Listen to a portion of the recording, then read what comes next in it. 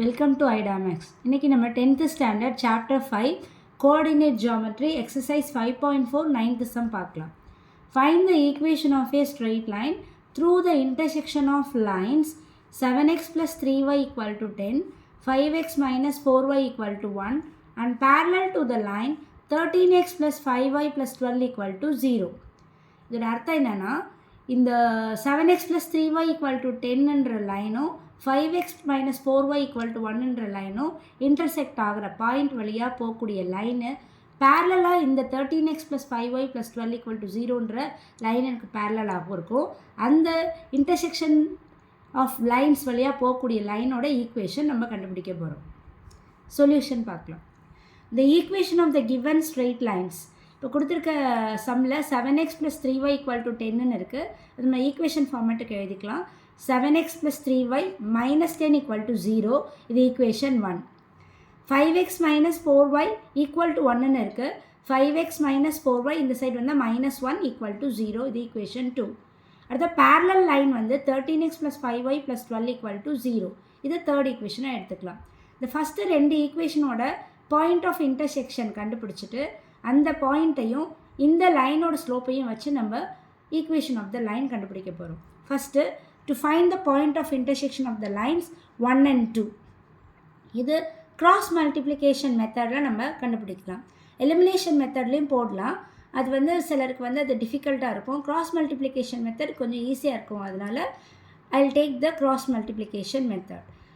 X y variable and constant. இப்போ எக்ஸுக்கு கீழே ஃபஸ்ட்டு நம்ம ஸ்டார்ட் பண்ணுறது ஒய்யோட கோஎஃபிஷியன்ட்லேருந்து ஃபஸ்ட்டு ஈக்குவேஷன் எழுத போகிறோம். 3, அடுத்தது கான்ஸ்டன்ட் -10, அடுத்தது எக்ஸோட கோஎஃபிஷியன்ட் 7, அகெயின் நம்ம 3 எழுதணும். அதே மாதிரி செகண்ட் ஈக்குவேஷனில் ஒய்யோட கோஎஃபிஷியன்ட் -4, கான்ஸ்டன்ட் -1, அடுத்தது எக்ஸோட கோஎஃபிஷியன்ட் 5, அகெயின் -4. இப்போ நம்ம என்ன பண்ண போகிறோம்? Cross multiply. இப்போ 3 into -1 எக்ஸ் பை, இப்போ -3 இங்கேருந்து மல்டிப்ளை பண்ணுறச்ச ஒரு மைனஸ் வரும். ஆல்ரெடி இங்கே 2 மைனஸ் இருக்குது. மைனஸ் இன்ட்டு மைனஸ் ப்ளஸ் ஆகிடும். அகெயின் இந்த சைடில் டவுன்வர்ட்ஸ்லேருந்து மல்டிப்ளை பண்ணும்போது ஒரு மைனஸ். இப்போ -3 -40 equal to y by -10 5 multiply பண்ணால் -50. அடுத்தது நம்ம டவுன்வர்ட்ஸ் டு அப்வர்ட்ஸ் போகும்போது ஒரு மைனஸ் வரும். இங்கே ஒரு மைனஸ் ஆல்ரெடி இருக்கிறதுனால மைனஸ் இன்ட்டு மைனஸ் ப்ளஸ் ஆகிடும். 1 into 7 7 + 7 equal to 1 by constant by, அடுத்தது இங்கேருந்து நம்ம அப்வர்ட்ஸ்லேருந்து டவுன்வர்ட்ஸ் வரைச்சு 7 into 4 28 plus into minus minus -28. டவுன்வர்ட்ஸ்லேருந்து அப்வர்ட்ஸ் போகிறச்சு ஒரு மைனஸ் வரும். அப்போ 5 3s are 50 -15.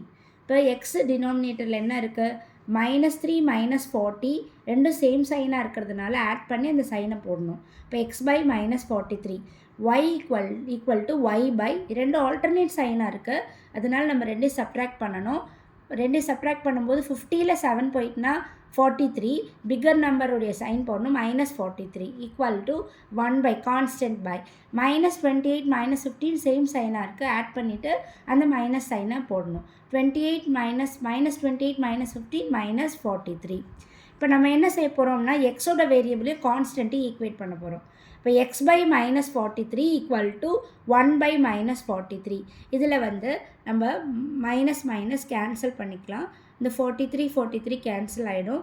So we get the answer. X by 43 minus cancel பண்ணும்போது x by 43 equal to 1 by 43. இந்த 43 கோஸ் திஸ் சைட் வந்து 43 பை 43ன்னு வரும். அதை நான் முன்னாடியே சொன்னேன். இது ரெண்டையும் கேன்சல் பண்ணிக்கிட்டா 1ன்னு வந்துடும். இப்போ x equal to 43 by 43, that is x equal to 1. Similarly ஒய்யையும் கான்ஸ்டன்ட்டையும் ஈக்குவேட் பண்ணுறோம். Y by -43 equal to -1 by 43. Again this minus cancel both sides and 43 and 43. அதனால தான் நான் இங்கே கொண்டு போயிருக்கேன். 43 இந்த சைட் போச்சுன்னா 43 by 43. So y also equal to 1. The point of intersection of line 1 and line 2 is 1, 1. The equation of any line parallel to the line. ஒரு line வந்து இன்னொரு லைனுக்கு பேரலாக இருந்ததுன்னா அந்த கான்ஸ்டன்ட் மட்டும்தான் வேரி ஆகும். அதனால் நம்ம அந்த லைன் எப்படி எழுதிக்கலாம் அப்படின்னா 13x + 5y + k = 0 அப்படின்னு எழுதிக்கலாம். இப்போ இந்த லைன் 13x + 5y + k = 0ங்கிற line passes through the point 1, 1. So xக்கு பதிலாக y 1, yக்கு பதிலாக 1ன்னு சப்ஸ்டியூட் பண்ணுறோம் ஃபோர்த் ஈக்குவேஷனில். அப்போ 13 × 1 + 5 × 1 + k = 0. ரெண்டையும் ஆட் பண்ணால் 13 + 5 18 + k = 0. k = -18. அப்போ k = -18ன்னு அந்த ஃபோர்த் ஈக்குவேஷனில் நம்ம சப்ஸ்டியூட் பண்ணுறோம். நம்மளோட ஃபோர்த் ஈக்குவேஷன் என்ன? 13x + 5y + k = 0. கேயோட வேல்யூ -18 நம்ம கண்டுபிடிச்சிருக்கோம்.